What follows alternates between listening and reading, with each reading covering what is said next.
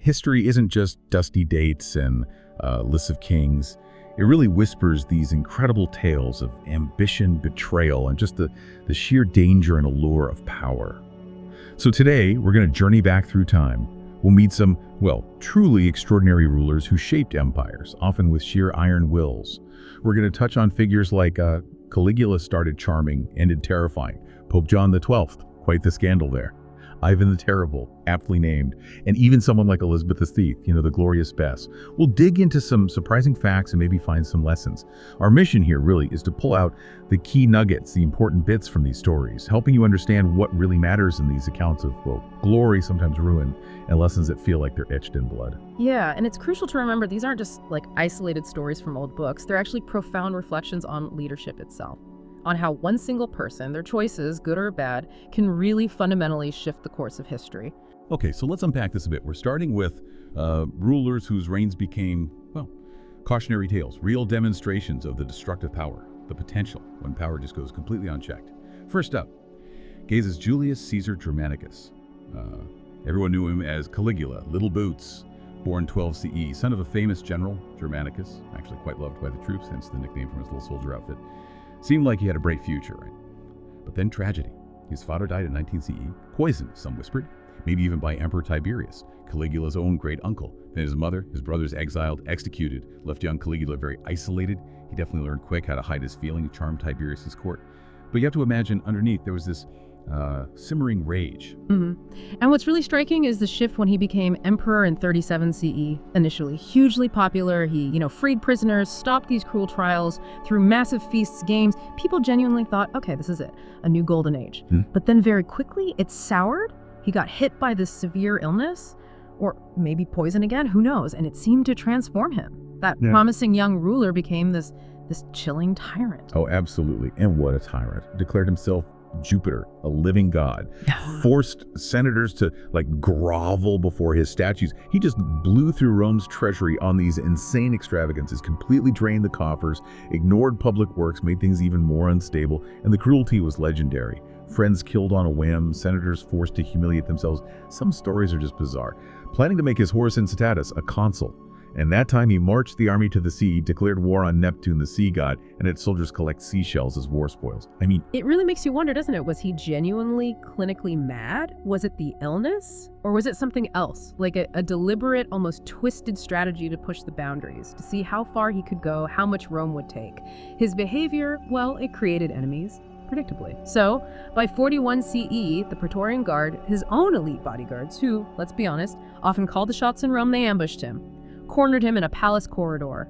30 stab wounds. His wife, his daughter killed too.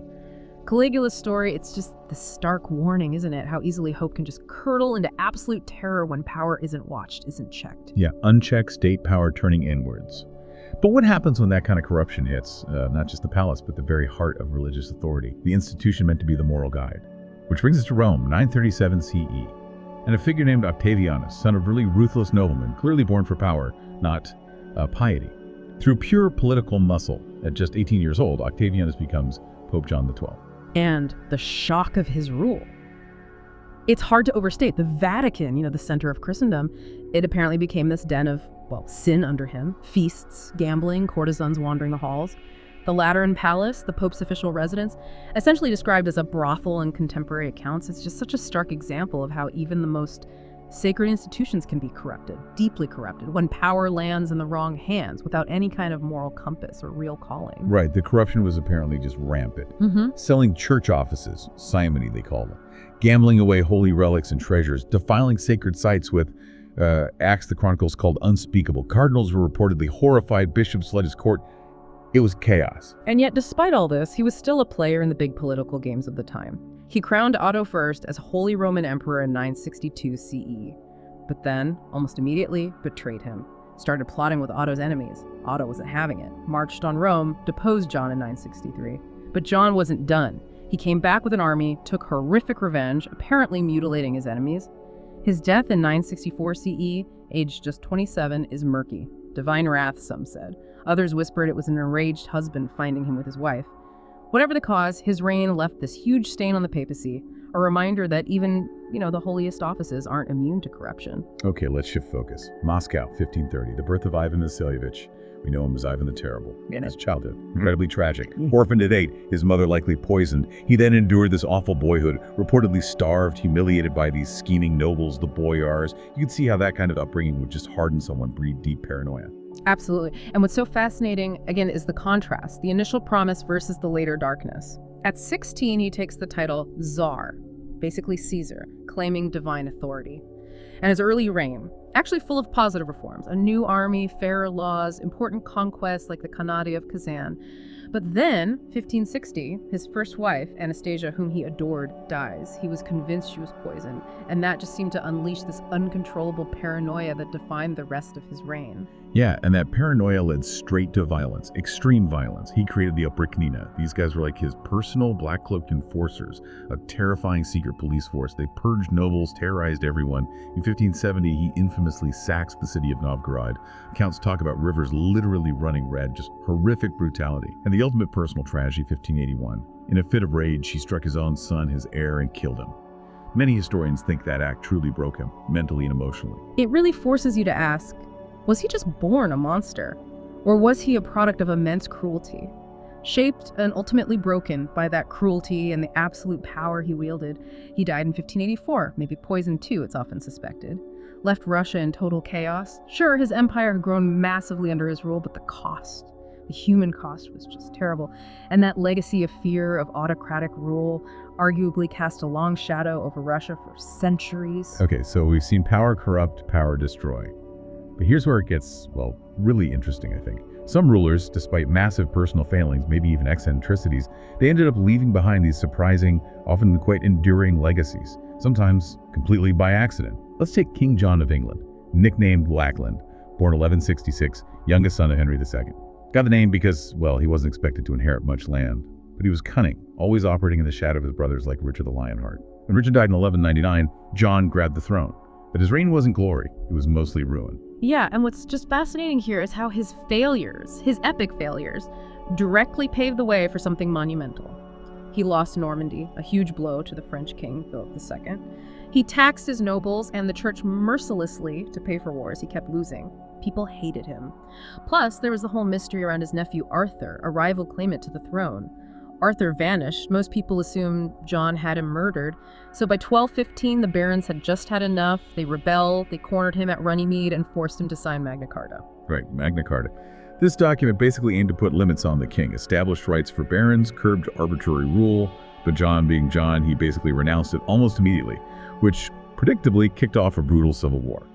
Then in 1216, while fleeing his enemies, he famously lost his royal treasure, crown jewels included, in the marshes of the Wash. He died shortly after from dysentery, sick, broken, pretty much universally despised.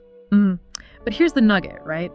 Magna Carta, born from his sheer awfulness, his failures, it endured. It wasn't some grand vision of democracy, it was a reaction to attainable king. Yet it became this foundational text for law, for liberty, influencing things for centuries, a really powerful example of how lasting good can sometimes emerge, completely unintentionally, from utter failure. Okay, sticking with English kings. Richard II, born Richard of Bordeaux in 1367, became king at just 10 years old in 1377. Way too young, had powerful uncles scheming around him all the time, but Richard himself, he really craved absolute control. He had this high sense of his own divine right. And actually in 1381, during the Peasants' Revolt, he showed incredible personal bravery, riding out to meet the rebels. He calmed them down with promises he later completely broke, by the way. It makes you think, doesn't it? How much does that belief, that deep conviction in your own God-given right to rule, how much does that isolate a ruler? How much does it contribute to their downfall? Richard constantly played favorites, promoted his loyalists, alienated the powerful established nobility. His belief in his absolute authority, combined with actions that felt increasingly tyrannical, it eventually sparked a rebellion. In 1399, his own cousin, Henry Bolingbroke, seized the throne. Richard was imprisoned. And he died in captivity in 1400. Probably starved, possibly murdered. His dramatic rise and fall, though, it captured imaginations. Shakespeare turned it into a famous play. It marked this period of intense conflict in England, really questioning the nature of monarchy. Now for a queen, Mary, Queen of Scots, Mary Stuart, born queen, literally 6 days old in 1542. Raised in the glittering French court, she was actually Queen of France for a short time, married to the Dauphin, became queen at 16, widowed at 18. Her return to Scotland, though, it was a return to a country deeply divided by religion and politics, fraught with danger from the start. Yeah, and her life was just plagued by this relentless series of personal tragedies and, frankly, terrible political choices. Those scandalous marriages, first to Lord Darnley, who was unpleasant and ambitious, then to the Earl of Bothwell, widely suspected of murdering Darnley. That whole sequence, Darnley's murder, Bothwell's swift rise in marriage to Mary, it caused huge outrage. It directly led to the Scottish nobles rising up against her and forcing her to abdicate her throne. So she lost her crown. She fled south to England in 1568, hoping for help from her cousin, Queen Elizabeth I. But instead of getting aid, she basically found herself a prisoner for 19 years. And during that time, she was constantly involved or suspected to be involved in plots against Elizabeth. A huge threat from Elizabeth's point of view. The end came on February 8th, 1587. Execution at Fotheringhay Castle. She famously went to the scaffold dressed in red, the Catholic color of martyrdom, very defiant. But the bigger picture, the wider implication, her tragic life, her execution, it ultimately removed a major Catholic claimant to the English throne. And ironically, it paved the way for her son, James VI of Scotland, to eventually inherit Elizabeth's crown and unite Scotland and England under one monarch, James I of England. So again, a powerful legacy, the unification of Britain, born directly out of personal tragedy and political failure. Okay, a different kind of ruler now. Rudolph II, born 1552, Prague, became Holy Roman Emperor in 1576. But Rudolph was, well, unusual. He famously kind of shunned war and statecraft. He was obsessed with wonder, with knowledge. He turned Prague into this incredible center for alchemists, astronomers, artists, people like Johannes Kepler, Tycho Brahe. They flocked to his court. He was way more interested in the stars and the philosopher's stone than in running an empire. But, while his court was this hub of intellectual ferment, Rudolph himself grew increasingly melancholic, paranoid. He started shutting himself away in his castle towers, lost in his occult studies, chasing alchemy's secrets, while his vast empire was literally fraying at the edges. Political duties, largely ignored. It does raise an interesting question, right? Can a ruler's passion for knowledge, even for Enlightenment ideals, actually harm their ability to govern effectively, especially when practical matters pile up? Yeah, his family certainly thought so.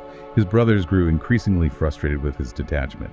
They eventually deposed him in favor of his brother Matthias in 1611. Rudolph died pretty much alone just a year later, in 1612, his grand mystical projects unfinished. And yet, despite the political chaos he kind of allowed, despite his personal struggles, maybe even madness, his patronage was real. His support for science and art, it preserved a huge amount of knowledge, fostered incredible creativity. He left behind this really unique cultural legacy, even amidst the political mess.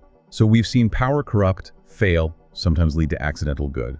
What about those who consciously wielded power to build, to expand, transform, leave these huge marks on civilization? Let's start with, well, the big one. Alexander the Great.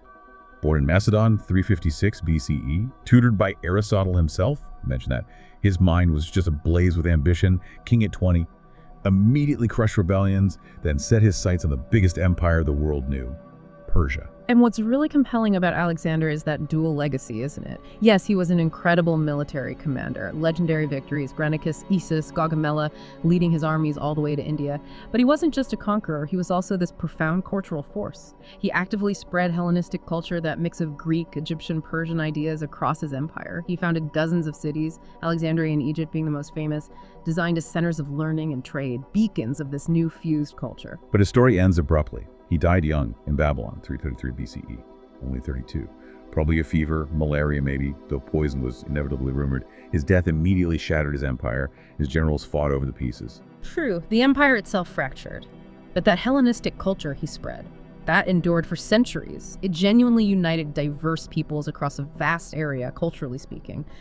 He represents that conqueror's dream, doesn't he? Achieving not just military victory, but a lasting cultural impact that outlived him and his empire. Okay, another giant. Julius Caesar, born in Rome, 100 BCE, came from an elite family, claimed descent from Venus, no less. He was bold, defied powerful figures like Sulla early on, won battles. And he had this incredible charisma, this eloquence that made his soldiers utterly loyal. As governor of Gaul, he conquered huge territories. Then, that defining moment, 49 BCE, crossing the Rubicon River.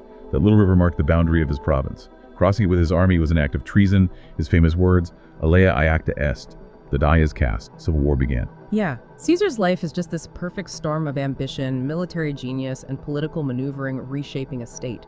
His ambition fundamentally turned the Roman Republic into what would become the Roman Empire. He won the Civil War, became dictator for life, and he started major reforms, the calendar we basically still use, new laws affecting everything from debt to citizenship. But that much power held by one man. It bred fear and resentment among the old guard, the senators who valued the Republic.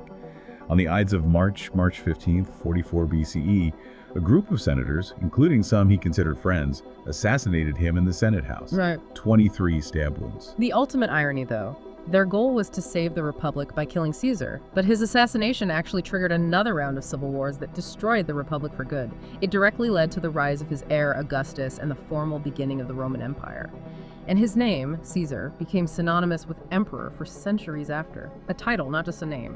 Let's travel east now. Ashoka the Great of India. Born around 304 BCE, part of the Mauryan dynasty, initially he was known as Ashoka the Fierce. He was ruthless in expanding the empire. This culminated in the brutal war against the kingdom of Caligula. The accounts say 100,000 people died. Just horrific bloodshed. Right, but what's truly remarkable about Ashoka is the transformation after Caligula. The sheer scale of the slaughter apparently broke him. He experienced this profound crisis of conscience. It led him to embrace Buddhism and completely changed his approach to ruling. From brutal conquest to ruling with compassion and nonviolence, ahimsa. It's such a powerful story, isn't it? Showing that even immense power, after causing terrible harm, can be turned towards profound positive change. Absolutely. His rule became focused on welfare, building hospitals, rest houses for travelers, digging wells. He banned cruel animal sacrifices, promoted religious tolerance, and sent Buddhist missionaries across Asia, spreading principles of peace. His famous edicts, carved onto rocks and pillars throughout the empire, promoting dharma, righteous conduct. They're incredible historical documents, and the lion capital from one of his pillars is now the official emblem of modern India. His reign is remembered as this golden age, a testament that power doesn't have to wound, it can actually heal, uplift. Back to England, and another transformative figure, Elizabeth I, born 1533, daughter of Henry VIII and Anne Boleyn, who Henry famously beheaded. Elizabeth's early life was precarious, to say the least. She even spent time imprisoned in the Tower of London under her Catholic half-sister, Queen Mary I. Survival itself was an achievement. But she did survive, became queen in 1558, inheriting an England torn apart by religious conflict. And that iconic moment, the defeat of the Spanish Armada in 1588, really cemented her image as a strong Protestant queen defending England.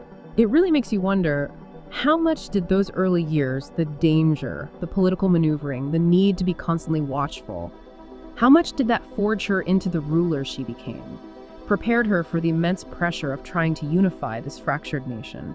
Under her, England experienced a cultural flowering, a renaissance, Shakespeare, Marlowe, the Globe Theatre, and she cultivated this image of the Virgin Queen, famously declaring, "I am married to England," putting her duty to the realm above personal life. Yeah, her reign lasted 45 years. Yeah. It really seen as a golden age for England, marked by relative stability, growing national confidence, courage, and her own sharp political mind. All right, one final figure, spanning the revolutionary and imperial eras, Napoleon Bonaparte, born in Corsica, 1769. Not French aristocracy at all. Rose incredibly rapidly through the ranks during the French Revolution. He was an absolute military genius. Battles like Austerlitz in 1805 are legendary examples of his tactical brilliance. And what's just staggering about Napoleon is the sheer scope of his influence. It wasn't just military. He crowned himself Emperor of the French in 1804. But beyond the battlefield, he implemented these sweeping reforms that reshaped France and much of Europe. The Napoleonic Code, his legal reforms, standardized laws, influenced legal systems across the world, many still felt today. He created administrative structures, promoted education, modernized institutions. Oh, that same ambition that drove his rise also led to his downfall, didn't it?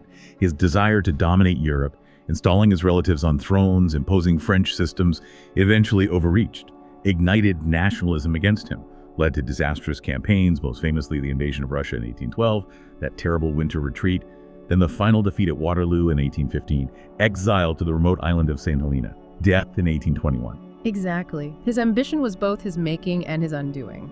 But his legacy is undeniable. The legal codes, the idea of a unified Europe, even if under French dominance, the spread of revolutionary ideals, the very map of Europe, he fundamentally reshaped it all, an indelible mark. So as we wrap up this deep dive, wow, We've covered such a huge spectrum, from the apparent madness of Caligula to the calculated glory of Elizabeth I. Their stories really highlight just how unpredictable, how multifaceted power truly is. That really is the core takeaway, isn't it? Power is fundamentally a double-edged sword. It absolutely can corrupt, lead to ruin, tyranny, horrific acts. We've seen plenty of that. But it also holds this incredible potential for transformation, for enlightenment, for building legacies that benefit people for centuries. And understanding these figures, looking at their choices, the context that operated and the impact they had, it offers really valuable insights, I think. Insights into leadership, sure, but also just into human nature itself. These aren't just stories from the past. They feel incredibly relevant when you think about power dynamics, ambition, influence in our own world for you today. In the shadows of those crowns, maybe there's some light, some wisdom for us. So maybe the question to leave you with is this: what really stands out to you from these rulers we've talked about? And what does it suggest about the nature of power wherever you find it in our own time?